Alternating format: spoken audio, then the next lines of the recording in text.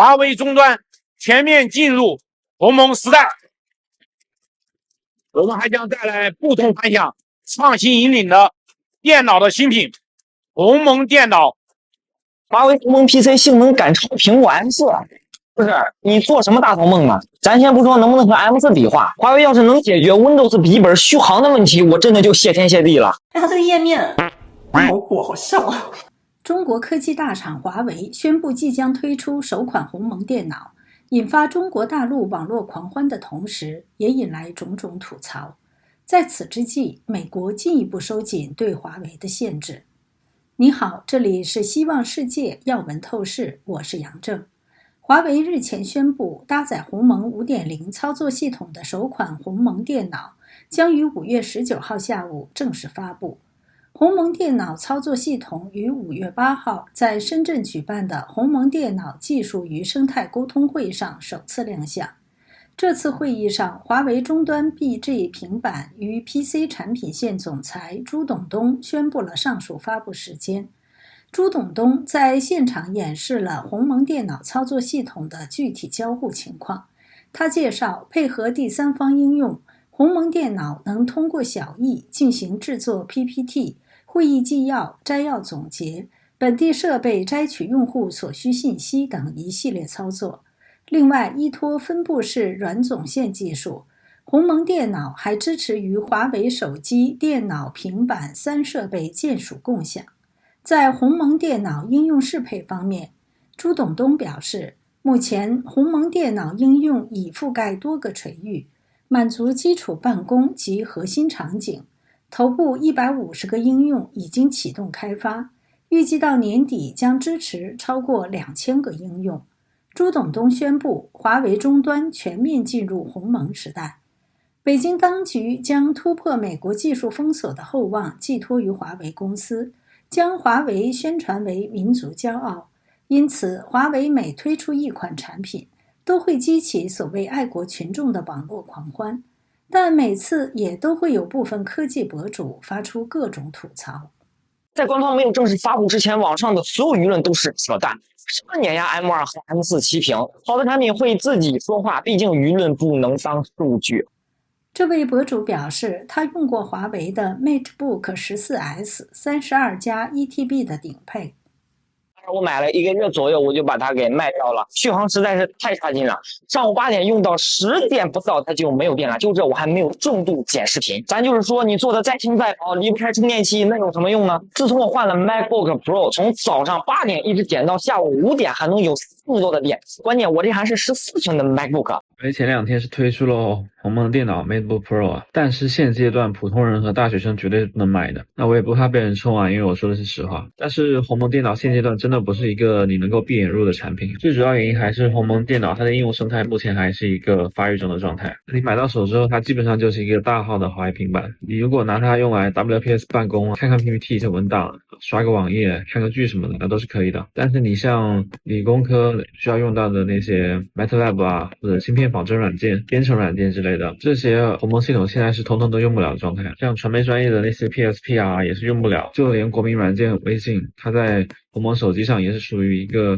功能未完善，然后小 bug 不断的状态。那微信鸿蒙电脑版它的适配也是遥遥无期的。但是我觉得鸿蒙 PC 呢，可能并不适合大部分普通消费者。那目前只适合那些非常轻办公需求的用户来去使用，因为我们原以为这个鸿蒙 PC 会像统信或者是麒麟之类的系统去基于 Linux 去定制，但是目前来看大家给到的信息鸿蒙 PC 好像是一个纯自研的内核，这就意味着你没法用 Linux 版的软件，而且它采用这个 X80 这个芯片应该也是 ARM 架构那 X86 的软件原生肯定是用不了的。而这个 PC 设备和手机平板不一样的点是它需要强大的应用生态和性能去做保证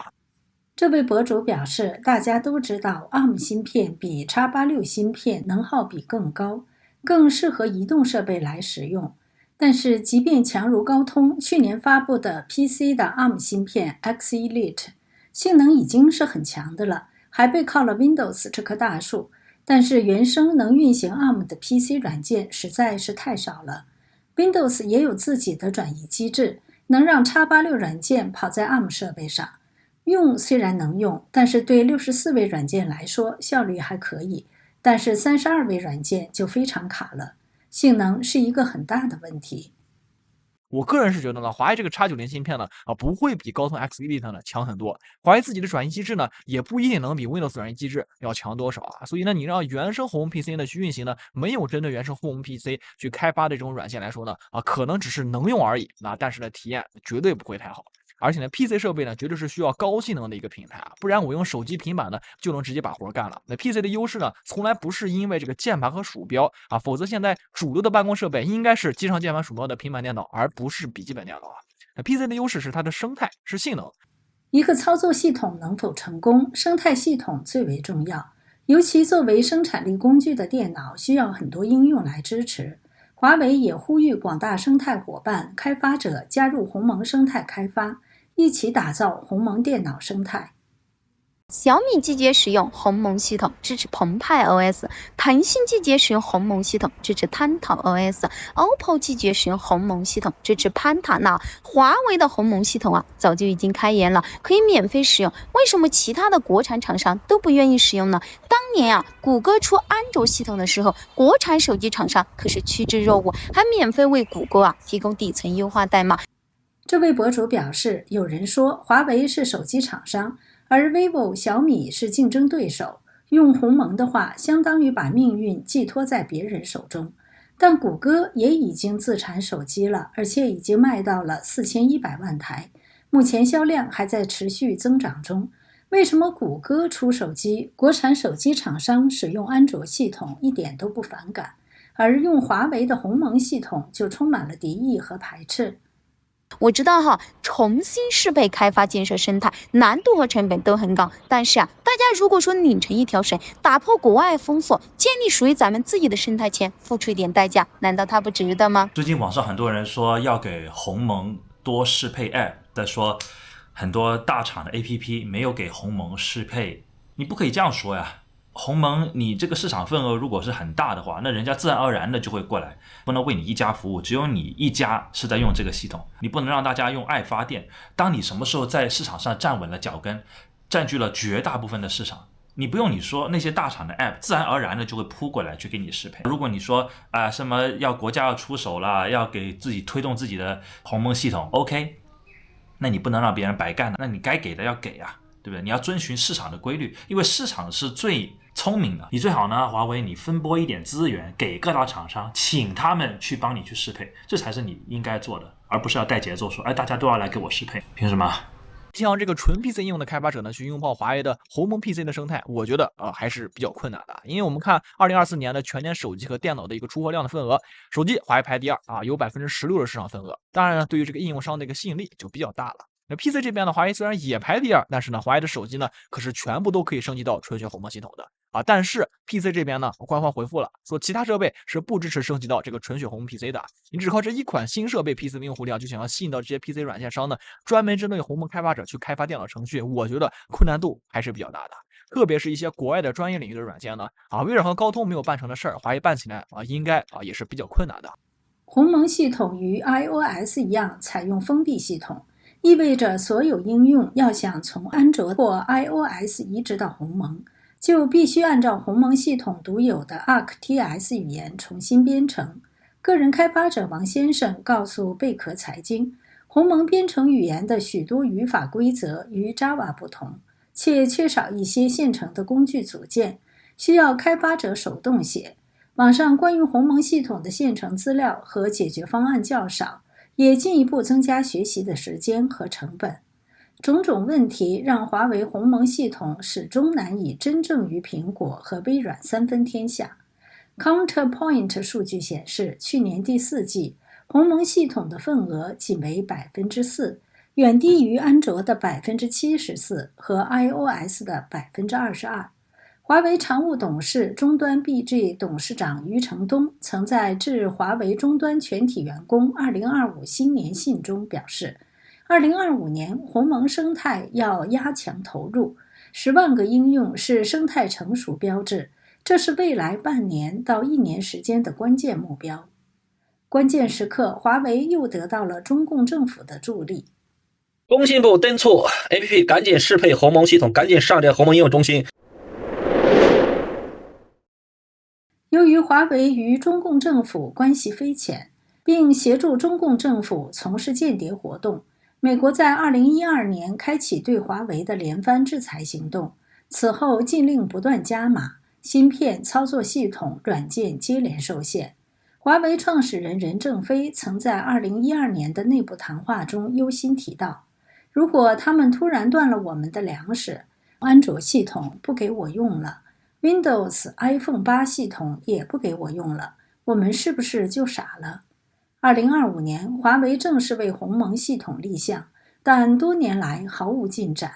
2019年5月，美国商务部称将把华为及70家关联企业列入实体清单，今后如果没有美国政府的批准，华为将无法向美国企业购买元器件。随后，谷歌宣布撤销华为安卓许可证。华为被迫在同年8月的全球开发者大会上，让未完成的鸿蒙仓促亮相。此后，华为加快鸿蒙系统的研发，在2024年推出搭载纯血鸿蒙系统的智能手机。今年3月，市场上开始流传一个消息，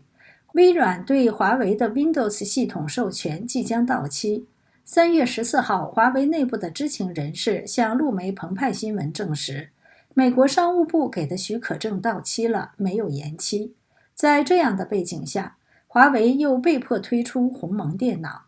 不过，如果华为无法真正解决应用兼容等核心问题，鸿蒙系统恐怕难以在市场上领先竞争对手。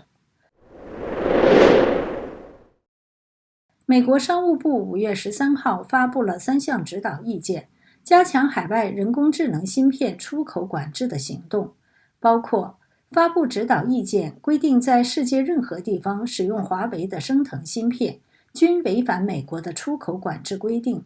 发布指导意见，警告公众允许美国人工智能芯片用于训练和推理中国人工智能模型的潜在后果；向美国公司发布指导意见，告知其如何保护供应链免受转运策略的影响。有分析指出，这种策略的直接效果有3重：一是削弱其他国家采购华为产品的动力；二是为英伟达开拓中国之外的新市场，增加其全球依赖多元性；三是帮助英伟达逐步摆脱对中国市场的营收依赖，建立更可控的战略客户基础。这一战略安排实际上延续了美国此前对半导体制造设备的管制方式，即和盟友达成共识，在全球范围内构建对中共的技术封锁链。分析认为，相比起第三国的企业，最尴尬的其实是中国国内那些仍依赖美国技术，但又必须部署华为升腾芯片的企业，比如一些大型 AI 公司、云计算平台、运营商，他们可能还没完全实现技术脱美，在采购环节或供应链中仍涉及美国出口管理条例受控物项。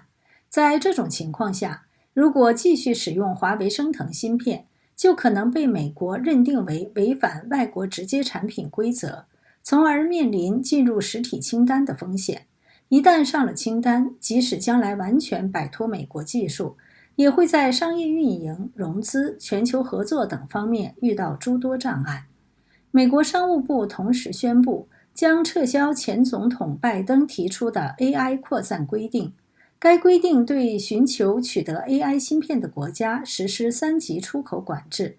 原定本月15号生效。在13号的声明中，美国商务部表示，拜登的规定把数十个国家降至2级地位，进而损害美国与这些国家的外交关系。当局将发出通知，正式撤销该规定，未来将公布替代方案。商务部说，无论推出什么样的替代方案，都将会是一项大胆且包容的策略，要与世界各地值得信赖的外国国家共同发展美国的 AI 技术，同时防止这项技术落入对手手中。